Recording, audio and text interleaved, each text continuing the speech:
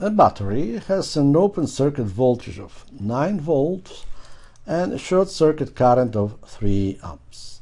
Our task is to find the load resistance at 25% efficiency of the system. So, at first we have to recall the definition of efficiency of power transfer.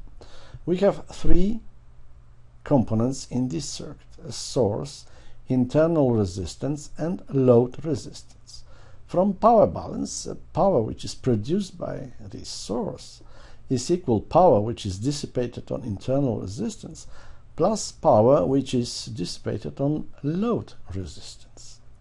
And efficiency of power transfer is power which is transferred to the load, dissipated on this load resistance, to power produced by the source, to this power. If we said that this power dissipated on load resistance is square of current that flows in this single mesh circuit multiplied by R sub L, and power which is supplied by this source is the product of current, the same current, and E sub O multiplied by 100%, we obtain the following formula that relates efficiency of the system and these two resistances.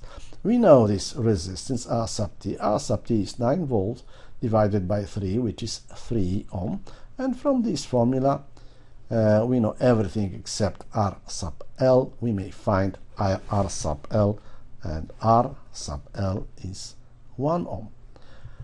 This plot in red is efficiency of the system from 0 up till 100% if this ratio is reaching infinity.